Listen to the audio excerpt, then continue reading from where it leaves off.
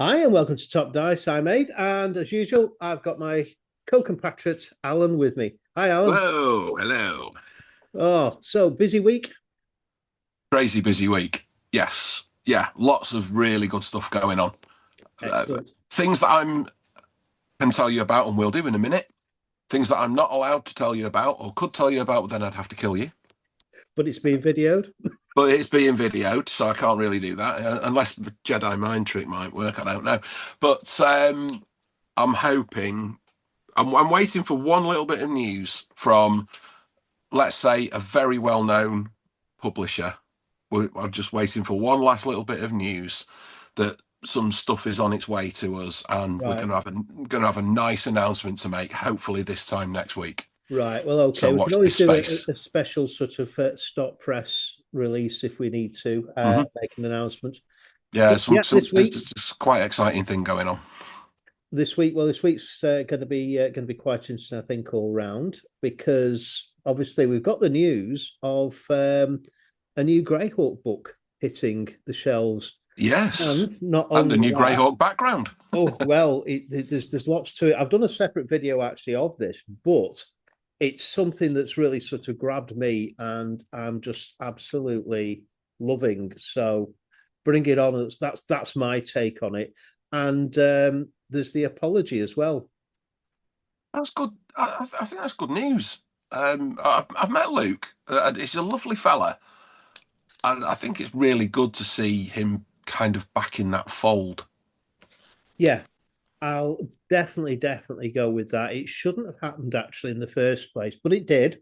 This, by the way, is an apology from Ayub, who's Yeah, one of Dan the Ayub. Yeah. yeah, who's one of the bosses at Wizards of the Coast, and he's made two personal apologies to Luke Gygax. Now, from my take on it, it should go a lot further. It should be other family members as well, and the family in whole that's actually apologised to. Obviously, Gary is no longer around to actually accept that apology, but it's certainly a step in the right direction, I would sort of say. And I wouldn't say it's a little too late, which some are saying as well. I think it's definitely a strong step. And let's see the two big bodies, that's the Gygax family and D&D, be reunited.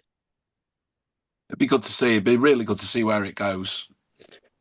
Well, we've got Melf.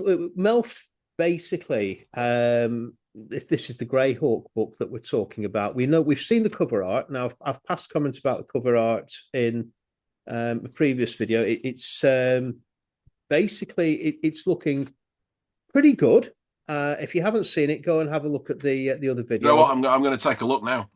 Yeah, you're going to have a look at the video itself. Well, basically, as whilst you're actually sort of having a look at quite look at that, what we actually know about Melf's Guide to Greyhawk, it was well, it was Gary Con the other day that it was basically mentioned. Yes. Called Melf's Guide to Greyhawk. Who's making it? Luke Gygax, who's the original player of Melf. Wizards of the Coast are publishing it, so this is an official full-blown fifth edition or 5.5 edition release. Hmm. We've got Jeff Easley, who is one of the classic TSR artists, Yeah. coming to do the cover. I'm just looking at the artwork now, actually. Yeah. Now I fall into the Elmore sort of fandom, which is a bit different to the Jeff Easley, but you know what? I'll take Jeff. Thank you very much. Anna Mayer, who's doing the cartography now, next to Darlene, who did the original stuff Mhm. behind me. She's the next best, very much so. It's going to be amazing what she does. And we've got Jay Scott as well, who's actually contributing to it. So there you go. That's what the book's going to look like. When it's going to get here, 2027 potentially, maybe 2026, maybe. Just watch this space. We don't know yet. Thing is, it's one of those things that, my opinion, D&D seems to be crying out for a really well, another rather really well developed setting. When I say another, what I mean is an up to date one, Yeah, because Forgotten Realms has largely been, without no pun intended, forgotten. yeah. It's kind of been put to one side, hasn't it? So Well, it's Ed Greenwood's There's baby, is that, isn't it? And is yeah, but Eberron as well. That's sort of gone by and by. We had talk of Dark Sun appearing. That's still maybe, still possibly, who floating knows? about in different corners of the internet, Yeah. isn't it? But Well, they were talking about bringing a classic sort of world. I'm wondering whether it's not actually Dark Sun. Is it potentially Greyhawk? It'd be great to see Dark Sun, mhm. but I think it'd be very tricky to water it down to meet today's requirements, I Yeah. would say. Mhm. But yeah, it is exciting. I am a big Greyhawk fan. I've been running it since 1981, and yeah, just about every major campaign I've actually run for D&D has been set in Greyhawk, other than a very brief sort of break to Forgotten Realms, another brief break to Eberron, and another one to Al Qadim, which actually ended up back in the Forgotten Realms anyway. So there we go with that. But coming soon, take a look at the other video. Artwork, what do you think? I like it. Now, so here's my perhaps a little bit of lack of knowledge showing through here, but that reminds me very much of the Undermountain Drizzt sort of vibe. Yeah, Is that the same artist? it's he's done bits on that side. Yeah, there's all sorts of different. He's really done quite a lot of different stuff.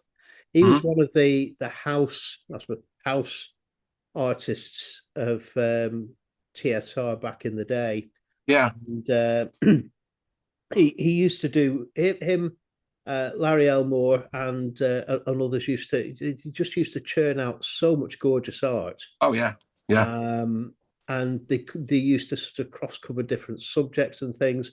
But Easley's artwork is it's very noticeable, I think, very noticeable indeed, and he's done quite a few covers for different books as well Mhm. Oh, I for mean, it's D&D. stunning. It's great artwork, isn't it? Yeah, And we love good artwork, don't we? It's they say don't judge a book by its cover, but role-playing games are judged by their covers, aren't it's they? well they are, yeah, and the internal art as well. It's become very much an art based thing. But there you go. That's it. Go watch the video. We're going to come back, I think, to Greyhawk on more than a few occasions in the future. I'm going to Yeah, be good. doing a series or continuing my series of Greyhawk suggestions of how to run it in 5.5 and all sorts of. So watch Top Dice.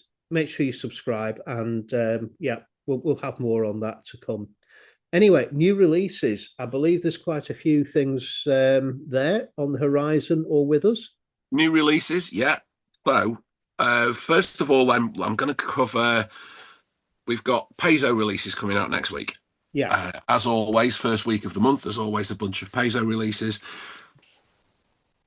I'm I quite like the look of some of these actually. There's one so for Pathfinder there is a new book in the Lost Omens series which is called the Hellfire Dispatches. So their story arc at the moment is the Hellfire Crisis. There is okay. the adventure path came out last month called Hellbreakers. This month is this there's a guidebook for Lost Omens, so it's more of a source book rather than an adventure. It's Mm-hmm. called the Hellfire Dispatches, and it takes people through it takes GMs and players through the timeline, and it has like frontline reports of a war and all of this kind of a lot of stuff. So I think there's a lot of sort of journal slash gazetteer kind of thing going on within that book, Yeah, and it sounds like it's going to be a really really good complementary volume to the story arc that's going on. And if you think Paizo have now brought the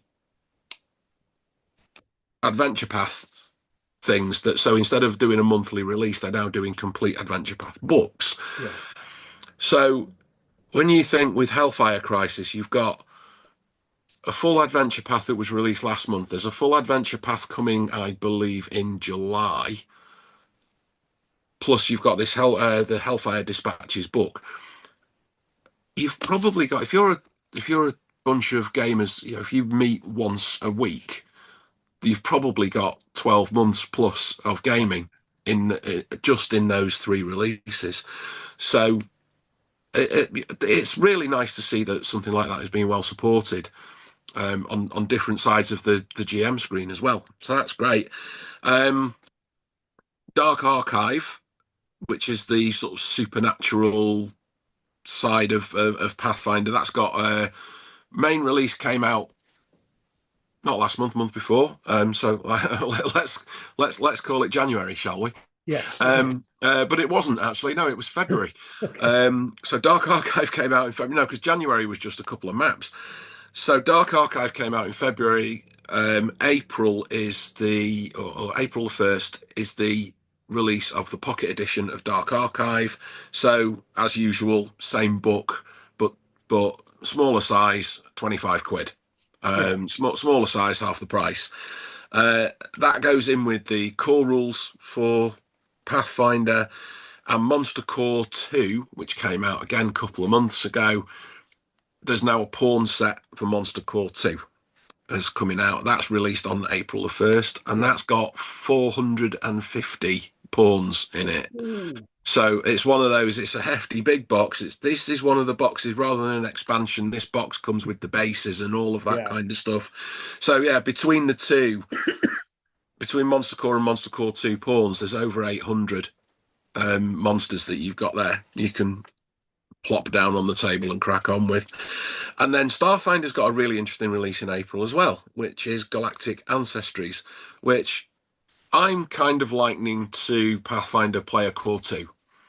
Because what it does is I would say it's a player focused book more than a GM focused book, because it brings a lot more playable races, ancestries, as they call it, in Paizo terms, a lot more of the ancestries of the Starfinder universe into play for players to play. Because it was funny when I was looking and researching this a little bit the other day. I don't know why it didn't resonate with me when Starfinder first came out, but I think there's only like half a dozen playable races in the core rulebook, Hmm. in the player core rulebook. So I think this is a really valuable expansion to that. So that's come out, and that's with the standard cover. As they don't call it the sketch cover for Starfinder now, they call it the retailer special edition, Ooh. which is they've done this kind of retro. I've They seen them. call it They like a look good. retro video Yeah. game art kind of thing. Yeah. And then obviously they've got the special edition, which Paizo special edition books are just gorgeous, aren't they? Yeah. So that's Paizo. All of those books are out on the 1st. So yeah, Wednesday the 1st of April.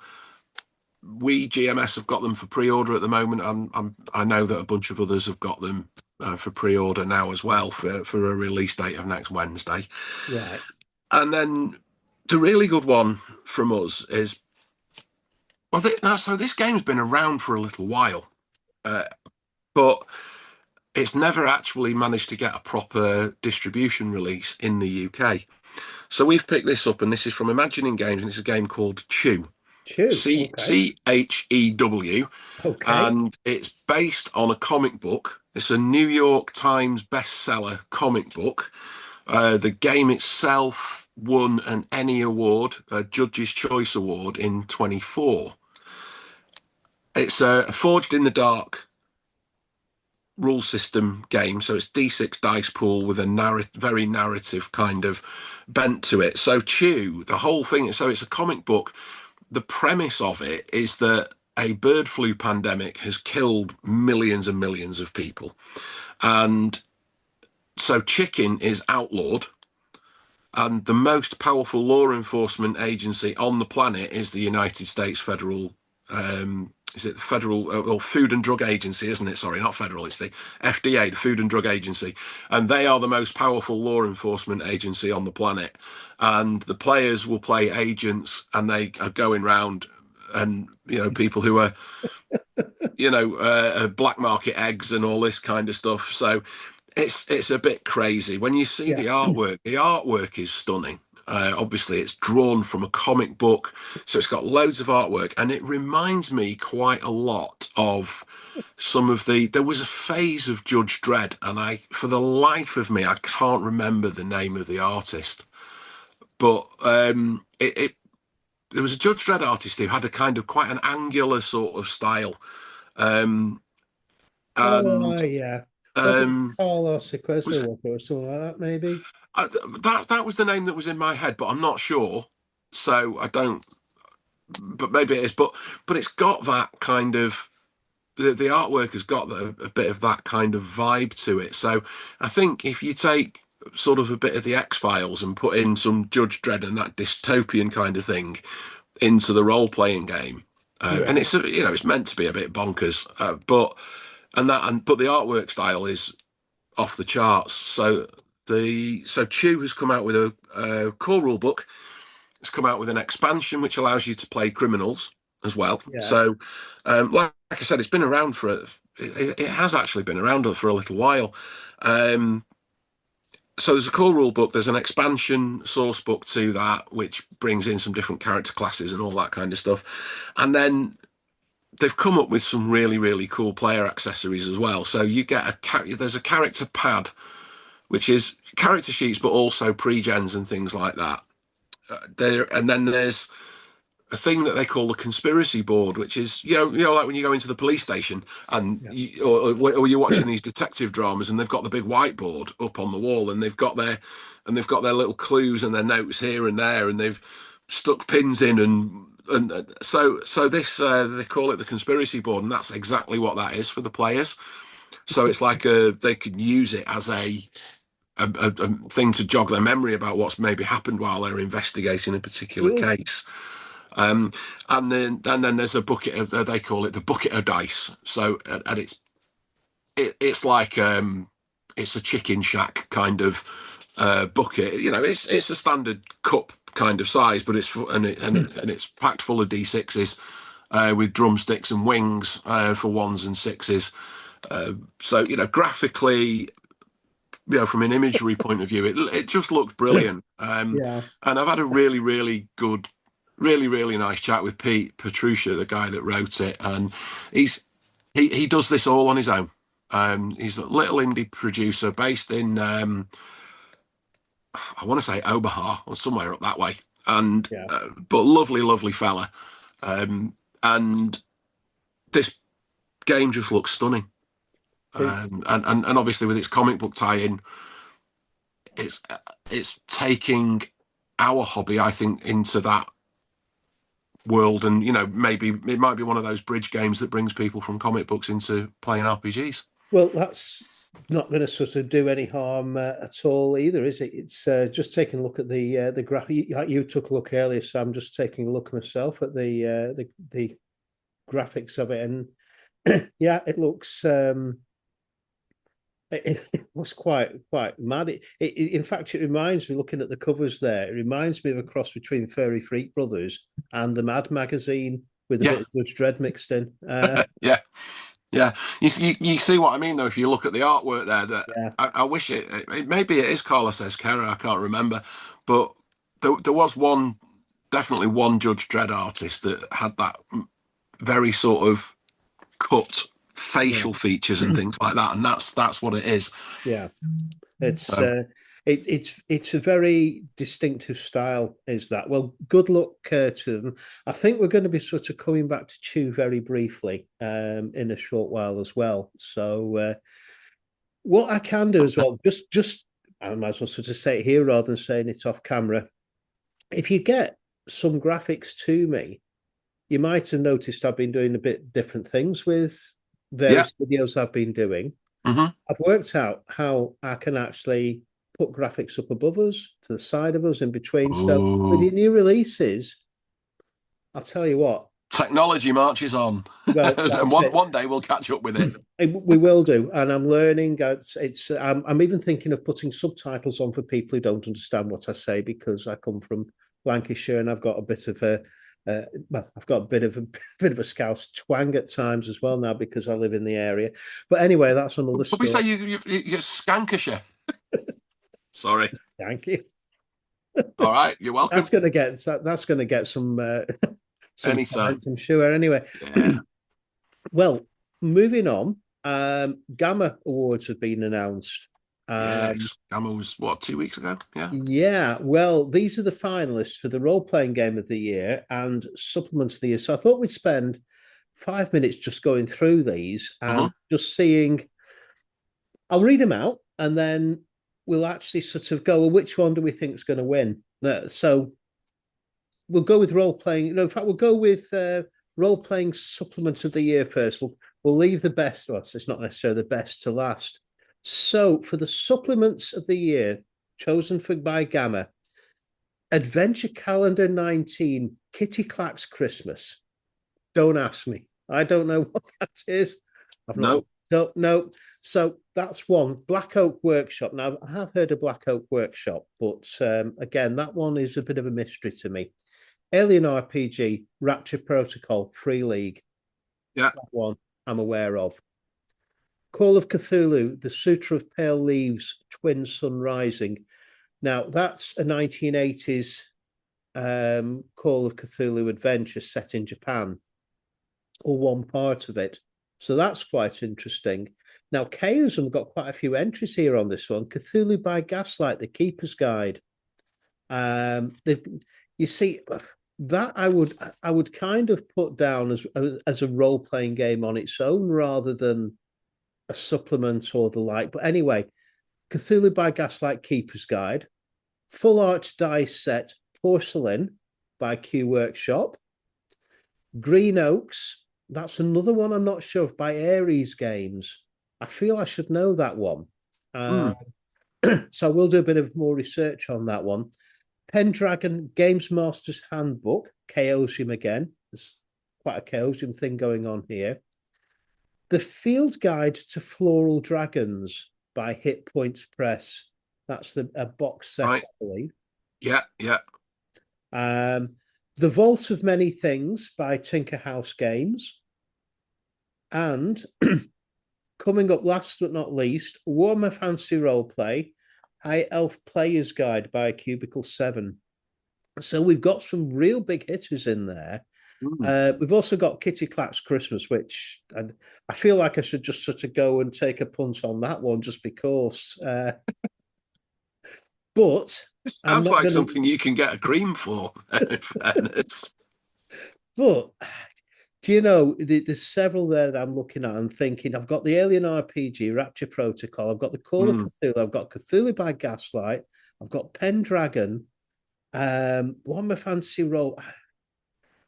I'm going to sort of say Cthulhu by Gaslight, Keeper's Guide potentially from my side would be the winner there. There's a few close ones. The Rapture Protocol would be very close, and Field Guide to Floral Dragons is a bit of an outsider. That would be another one. But yeah, Cthulhu by Gaslight for me. You know, I'm basing this on known sales figures, and I'm going to say Rapture Protocol because that's been very, very well received. It's interesting. And do you know I think the thing with the Chaosium releases, and I don't mean this in any kind of disrespectful manner, but there's nothing new. Cthulhu Gaslight's been around for years. Pendragon's been around for years. You know, there doesn't seem. Yes, I get new edition, and blah blah, and so on. But my opinion is, they've not done anything that's not been done before. Yeah. Whereas when you look at the your floral dragons and things like that, I know that's got amazing artwork and things like that going on. That's a great thing. But yeah, for me, it would be Rapture Protocol.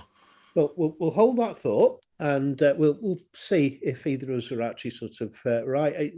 Okay. I think all of those, like I said, I'm tempted to go for Kitty Clack's Christmas just because to be random. But anyway, our decisions are locked in on that one. So that's our final answers.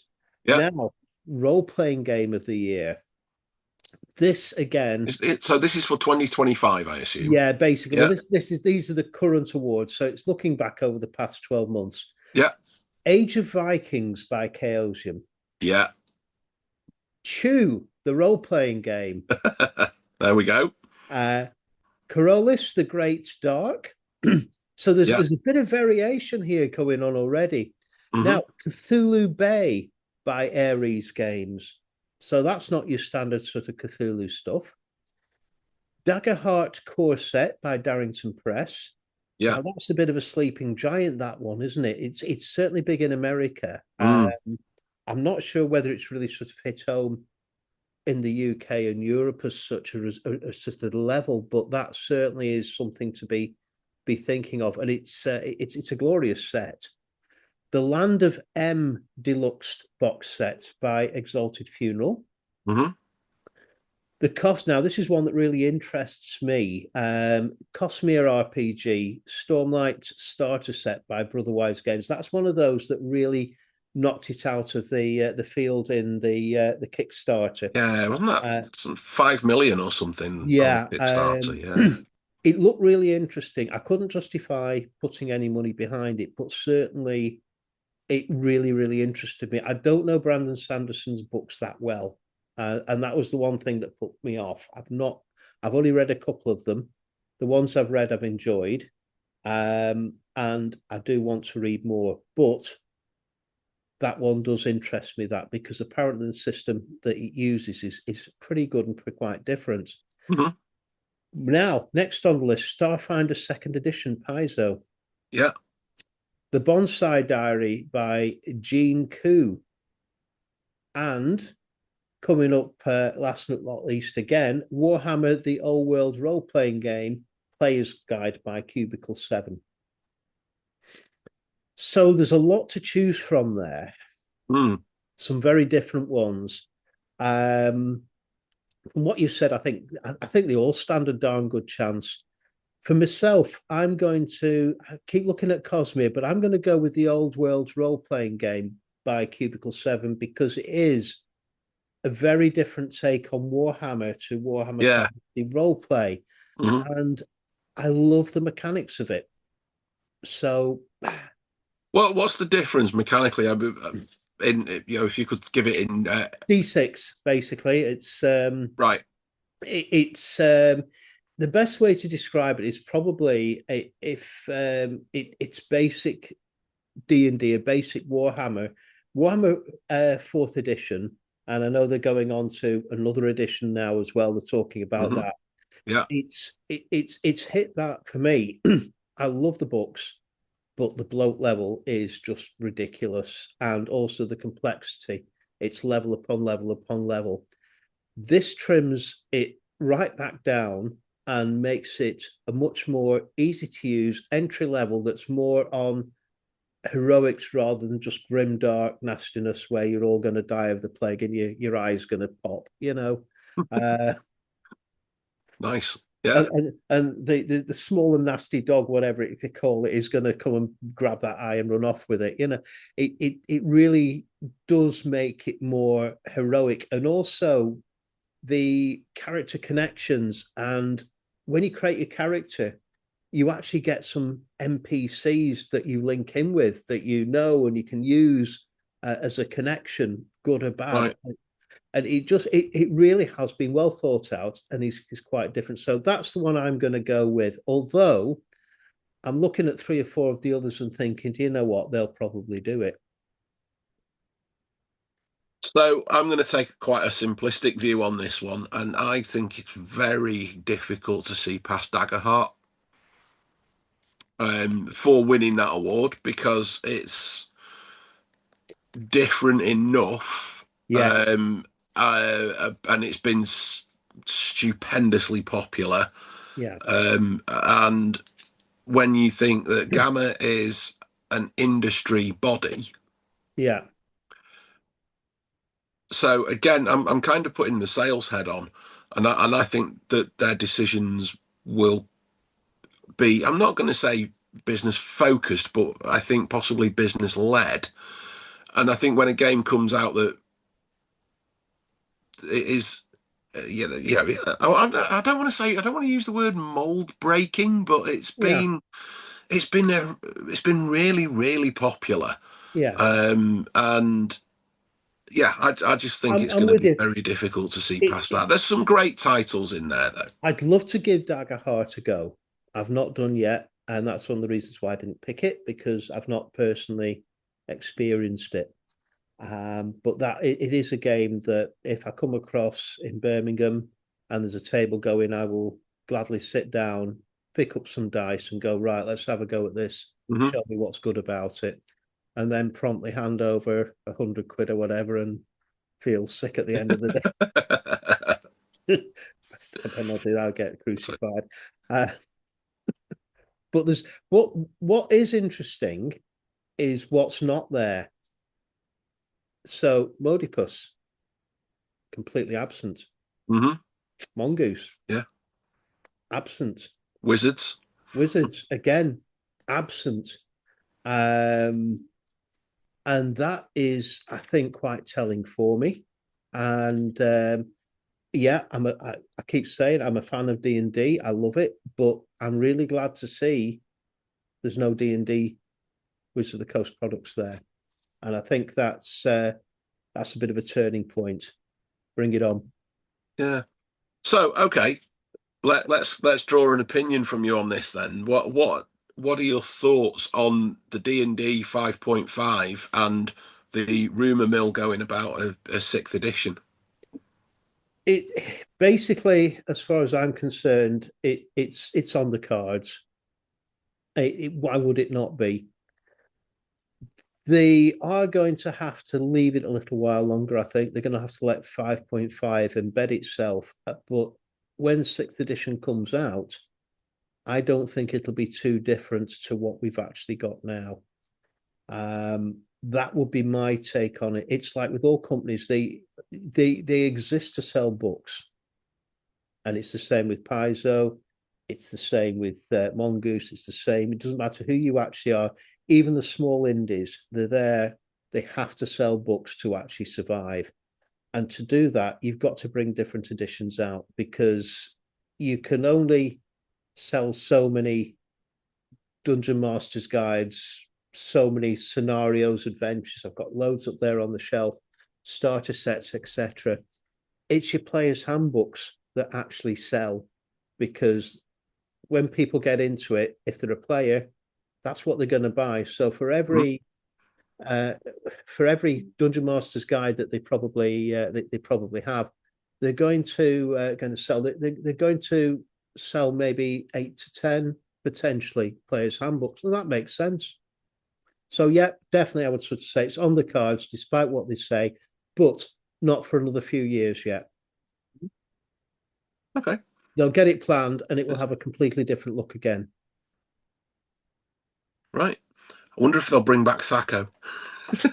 Please, that would make my day. That really would. They won't do, but I wish. No, no, I don't think they would. I don't think they get away with that. It's one of the simplest concepts actually, but again, it's we can discuss that all we want, but yeah, unfortunately, the way it's put across, it's just so complex. But at its core, it's just nice and easy sliding scale. Anyway, there we have it. That's been another interesting sort of gathering of I've lost mind. me light. Yeah. Next week we'll do or we'll look a bit more at the indie games, and Mm. I'm going to try again with this video here. We've just recorded it. I'm going to try some more of the various effects, pictures, etc. that I've been doing and using on the other ones, and it's just a skill set I'm actually perfecting. So again, we'll have a look and just see if we can actually incorporate more graphics in. It will mean it'll take a little longer to get these episodes out rather than me just banging them out. But do you know what? A little bit of time, effort, and thought might make it all worthwhile.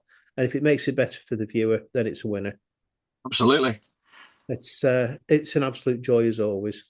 Now we're getting everything better, aren't we? And Yeah, I think we're talking more good stuff instead of, and What we need to do is maybe have one where we talk good stuff and one where we just talk utter rubbish. That's me most of the time. Yeah. But yeah, it's definitely. And the guests that we've been getting on, I think Chris Thursby is going to be joining us at some point in the near future. And there's quite a Yeah. few people that want to sort of come in on this. And if you are a small creator and you want an outlet for whatever you're doing, then I'm quite happy to host it on Top Dice. Well, we Top Dice are more than happy to host it. It doesn't matter who you actually are, and stick it on the channel and get it out there. As long as it's, shall we say, PG-15 rather than an 18, then we'll definitely sort of see about getting that. PG-50. So you mean I could have been swearing a little bit all this It could time? have been, yeah, that's it. There could be the odd oh bugger, etc. But no, that's... the other thing I can do, I've worked out, is how to bleep words. And so... All right. Well, in that case, it's just very labor intensive, is all that as well. I was just messing around and found out how to do that. But anyway, there we go. That's today wrapped up. Thank you very much. Thanks Thank for you. joining as always, on. It's good to sort of have the two of us actually here doing a delivery, and we'll see you next week, hopefully. So it's goodbye from him. And it's goodbye from him. It is Happy gaming, everybody. Take care. Keep those dice rolling. Bye.